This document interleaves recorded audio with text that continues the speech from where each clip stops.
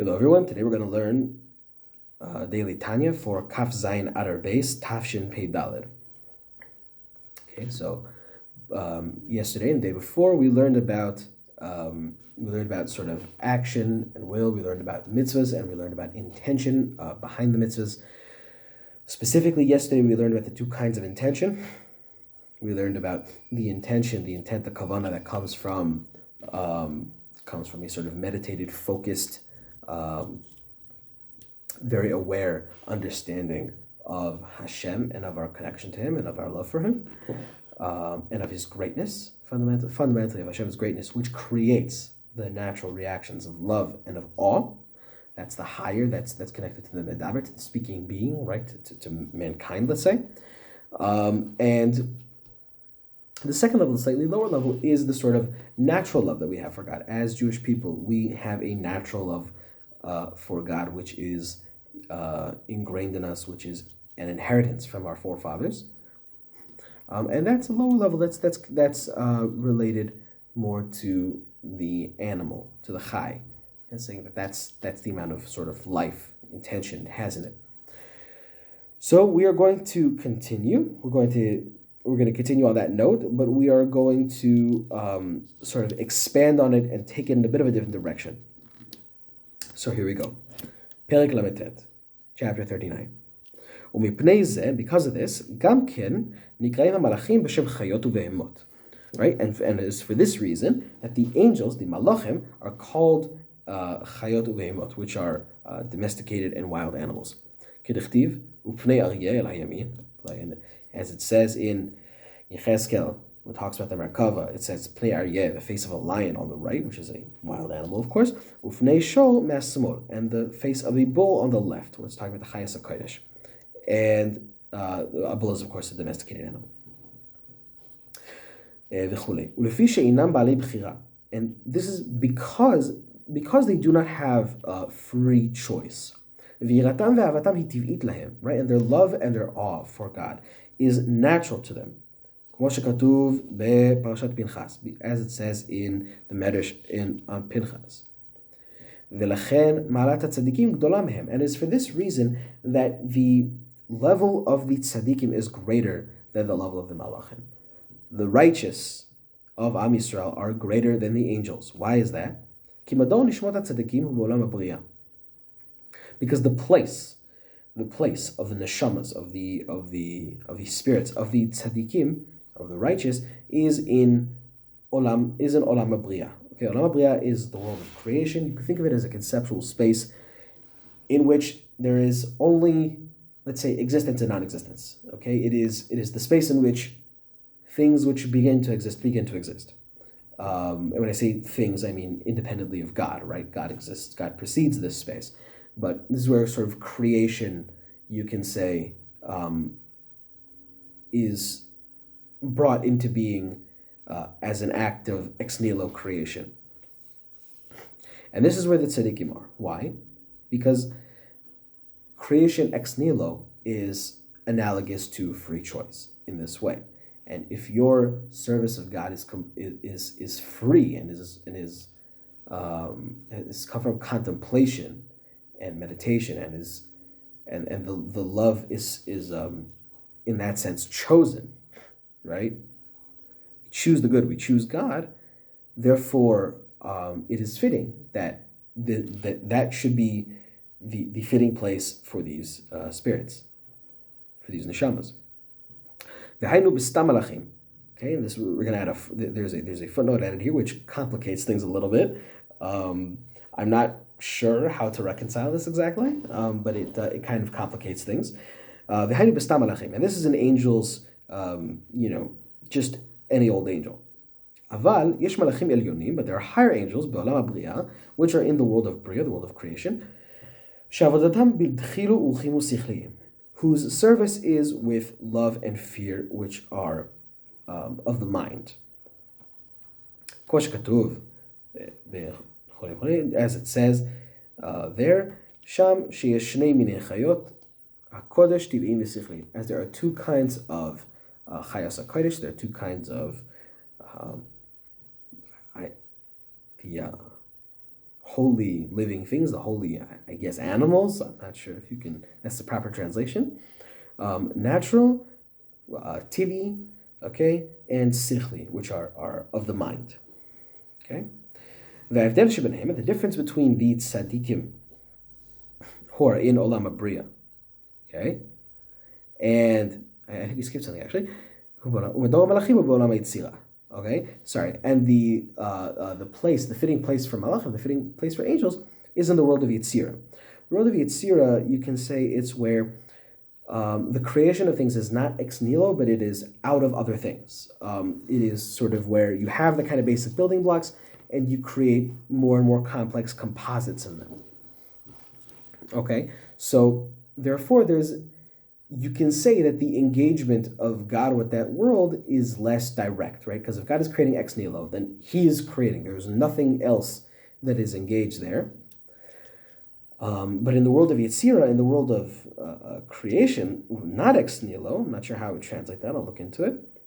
The creation is through composition. In other words, there are other things there, and therefore God's involvement in it is not as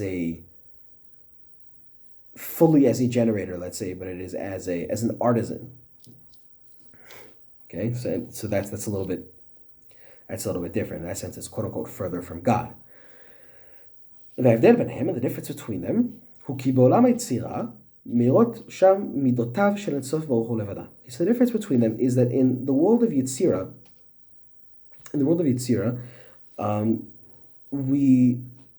we only see the expression of God's traits. Okay, we only see the expression of God's, let's say, quote unquote, personality traits, right? Which are Chesed, Gvura, Tiferes, Netzach, Hod, and Yesod. These are what you call the 6 major traits. Okay, in other words, you could say is that it's more sort of what is expressed there is not God's. It is a less direct expression of God's will. In other words, it's not a direct expression of God's will. It's not a direct expression of God's plan for the world, but it is a direct expression of the way in which God enacts his plan. And that's why you have angels there. Angels are messengers, and their job is to perform God's plan. Not usually directly in the material world, but as a kind of overseer layer above the material world, which kind of keeps it in line with his plan. But it's not the blueprint itself, and it's not the reason for the plan either, which is a higher world. Like it says in the Zohar, that the 6 spheres that the 6 major traits that we discussed earlier, live, are nested in the world of Yetzirah.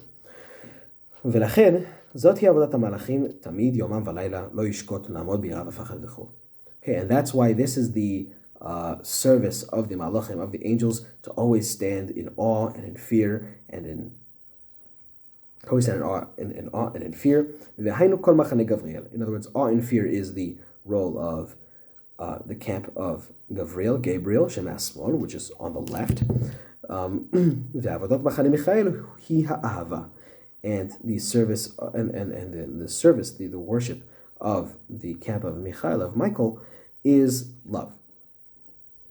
But in the world of creation, in Bria, מאירות שם חוכמתו ובינתו ודעתו של אינסוף ברוך הוא, שהן מקור המידות ואם ושורש להם. Okay? But in the world of Bria, in the world of creation ex nihilo, there we see an expression of God's chokhmah, bina, and das, God's mind, okay? God's plan for the world, let's say. You can interpret it that way. And this moichin, these chokhmah, bina, das, this mind is the source of the traits, and it is is said to be their mother, right? And he's going to quote the Zohar here. The ima ilah mekanenet betlat sferin, that the high mother nests in the 3 higher spheres, chokhmah, bina, das, bekolsia, and on the throne, shehu olam bria, which is the world of Bria. ולכן הוא מדור נשמות הצדיקים עובדי השם. בדחילו ורחימו, הנמשכות מן הבינה ודעת דגדלות אינסוף ברוך הוא. And this is why the world of Bria, the world of creation ex nihilo, is the fitting place for the righteous, the tzaddikim of Am Yisrael, who serve Hashem in love and in fear, which are brought about by Bina and Das of the greatness of God. In other words, in the meditation on the greatness of Hashem. Because this love is called the will of the heart, or the heart's desire, you can say. And from this heart's desire, and is this heart's desire that gives the soul a place and allows the soul, and I say the soul, I mean the neshama here, not the nefesh. The soul usually refers to the nefesh, but I'm talking about the neshama, the spirit, be'olam habriya. Okay, and this becomes a sort of a conduit by which the neshama, the spirit, can exist in the world of Bria. Right? This sort of love that is in itself almost an imitation of God's ex nihilo creation. Shehu gan eden ha'elyon, which is what called the higher heaven. Kedil kaman, as we have seen before. And as is stated in Zohar Vayakel. Okay, and we're gonna here get into a slight I don't know if you'd call it digression, but we're gonna make a separate point here. And this is only the neshamas, the spirit themselves, shehen b'chinat mochin degadlut, which are which sort of bring forth the aspect of mochin degadlut, sort of higher or greater or more expanded thinking, let's say, and sof baruch hu, of God. Aval b'chinat haruach shel tzadikim, but the ruach of tzadikim, which is often translated as spirit, but I don't like that translation. Although maybe that is what I'll start using. I don't know. אבל בחינת הרוח של הצדיקים, וכן שאר כל נשמות ישראל, שעבדו את השם בדחיל ורחימו, המסתתרת בלב כללות ישראל, אין עולות לשם רק בשבת בראש חודש. Okay, but the ruach of the tzadikim, okay, and the neshamas, right, the neshamas, the I guess you could say the holy spark of God, which is in all of Am Yisrael, which worshipped Hashem only in the natural love and fear that they hold in their hearts, only rises up to this Gan and Elyon, this higher heaven, only rises up here on Shabbos and Rosh Chodesh. And it does so, now, it does so through the pillar that rises from the lower heaven, Gan Eden HaTachton, to Gan Eden HaElyon. It's very hard. I don't know what this means. I don't know what this pillar that brings things from Gan Eden HaTachton to Gan Eden HaElyon means. Suffice to say, there's some sort of connection. Okay? Sorry, let's finish the sentence. Shehu olam habriya nikra Gan Eden HaElyon. Okay? So, only on Shabbos and Rosh Chodesh do the neshamas of Klal Yisrael, even those who only worshipped with the sort of natural love that we hold in our hearts for Hashem, they only get up there on Shabbos and on Rosh Chodesh, and they do so in order to leit'aneg al Hashem v'le'enot miziv hashchina.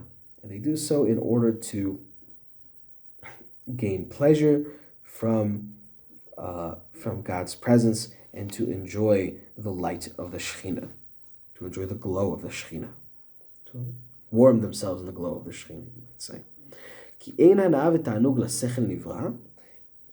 Because there is no greater pleasure and joy for a created mind, אלא במה שמשכיל ומבין ויודע ומשיג בשכלו ובינתו מה שאפשר לו להבין ולהשיג מאור אין סוף ברוך הוא, על ידי חוכמתו ובינתו המאירות שם בעולם הבריאה.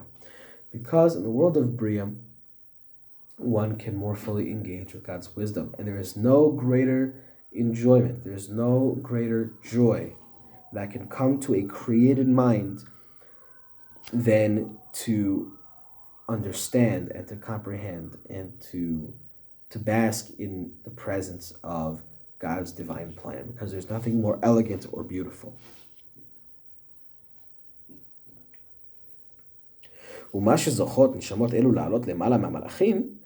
Right? And so now we're going to explain, okay, so if Am Yisrael were only worshiping in the same way as angels, why do they get to go higher than angels? Right?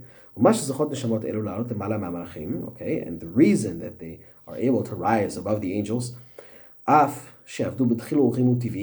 though they only worshipped with love and awe, which are natural to them, is because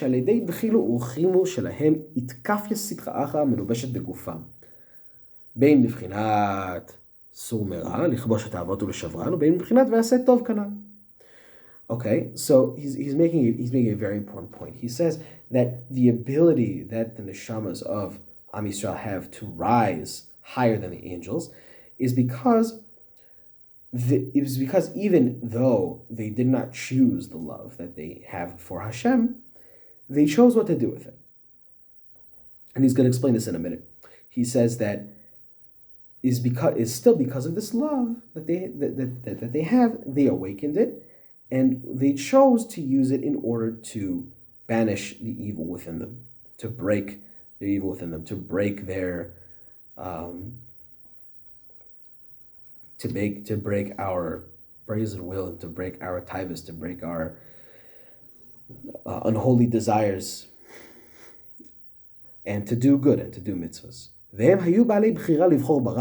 Even though they could have chosen to do evil, chas v'shalom, God forbid, and they chose good, and they chose to cast off evil and to raise up the glory and the beauty of Hashem, and so on. As an oft-quoted sentence is, and the advantage of the light is seen better in darkness. But all of this is in the standing place of the neshamas themselves, and the place where, and their sort of their fitting place once they reach it. But their actions, the actions of these neshamas, the Taya and their avoda, their Taya and mitzvahs, nichlalot mamash biyud sfirot, are completely brought in to the 10 spheres. Shehen b'chinat elokut ve'oren sof mitiyached b'hen b'tachlit hayichud. Okay, so here he says something that bears explaining. He says that the Torah is completely brought into the 10 spheres, which are in some sense divinity itself. Now we need to make it clear: the 10 spheres are not 10 gods. They are not separate from God. They are not persons. They are not anything of the sort. The 10 spheres are 10 attributes. They are 10 ways in which God expresses himself. They are not separate. They're not separate from God. Just as my anger is not separate from me and my happiness is not separate from me, it's ways that my soul and my spirit express themselves. The 10 spheres are simply 10 ways, and they're 10 individual ways, but they also relate to each other. They're a sort of system, they're a schema of how God chooses to express himself in the world. And because God is the one expressing himself, we say that these spheres are divine. They are not things in and of themselves. They're not, you can't look at them and hold them. That's not what we're talking about. They are 10 forms of expression of God. And because in any of these 10 forms, it would be God expressing himself, it would be Hashem expressing himself, Hashem who is one expressing himself, then we say that these are 10 divine spheres. I hope that clarified everything, because a lot of people get confused with this. A lot of people confuse this with certain ideas that they have about Christianity, and they use it to make all kinds of false equivalencies. People have been, again, confused. People have been misreading this for hundreds of years, partially due to a lack of clarification, really, which is sad, and partially due to a lack of knowledge, which is also sad. But this is not anything. It's not anything like what exists in Christianity. And the only reason I bring this up is because he uses the phrase Yud Sfirot she'en b'chinat Elokut ve'or ein sof. Yud Sfirot she'en b'chinat Elokut. Okay, and because he uses this turn of phrase, I am explaining it so that nobody here gets any false ideas about what it means. Ve'or ein sof mitייחד b'hem b'tachlit hayuchud, and Or Ein Sof, which is the simple will of God, is united with them completely. Ve'hainu b'yud sfirot debriya, and this is to say they're united with the 10 spheres which exist in Bria. I know we said that 3 spheres exist in Bria, but it sort of depends how you count it. It's kind of a recursive. Each you have a sort of meta structure, which is the 3 spheres are in this world, and the 6 spheres are in that world, and the 7th sphere is in lower world. But each world, of course, has its own 10 spheres. And again, because this is a recursive and, in a sense, complete structure, we refer to it as the totality and the complete structure in the complete way in which God reveals himself. Okay?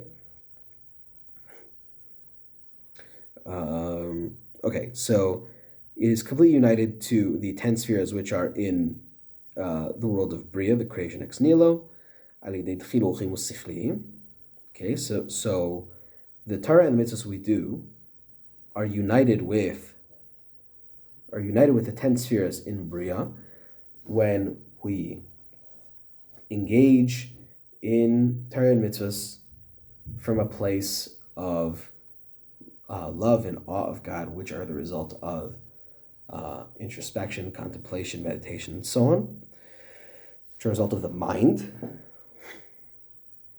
Okay, uviyut sfirot de Yetzirah, and are in the 10 spheres of Yetzirah, and they're united with the 10 spheres of Yetzirah through the sort of natural love and awe that we have for God. And within these 10, okay, so this is again a very complicated structure, but within the 10 spheres of Yetzirah and of Bria, these are expressions of the 10 spheres of Atzilut. And Atzilut is kind of the complete expression of God even before the world is created. And it's sort of the pure expression of God's will, just completely, with no where nothing is a means to God, to the expression of God's will. God's will just is, and is expressed completely within itself. Okay? Okay, and the 10 spheres are completely united with God, in the sense that God's will is completely united to him, and the 10 spheres of Atzilus are the complete expression of God's will within itself, which is very, very difficult to grasp or certainly to explain. And this is to say nothing of the neshamas. The neshamas are not הנשמות אינן נכללות באצילות, באלוקות דיוד ספירות.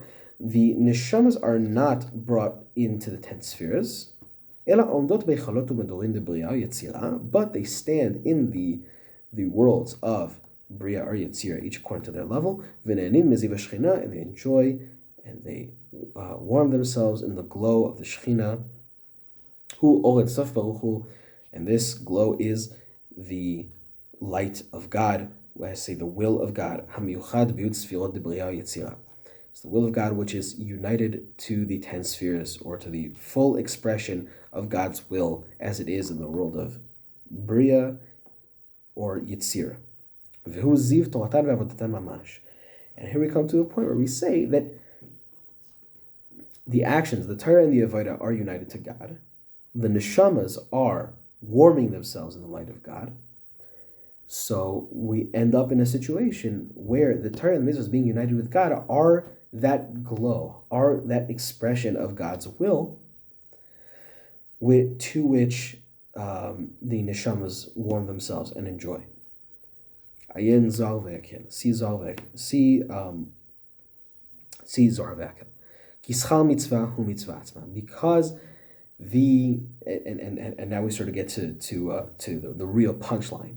At least the way I see it, it's a real punchline, because the repayment, right, the reward for doing the mitzvah is the mitzvah itself, as it turns out. A mitzvah is its own reward, and here he kind of explains it in a beautiful way how we can conceive of that. Okay, so this has been a very difficult, very dense, almost esoteric chapter. I don't know it's going to get easier later, but we will get through it together, and we will learn more Tanya, and we will enjoy the ziv of the Shekhinah that comes from the learning of Torah. And I'll see you all tomorrow.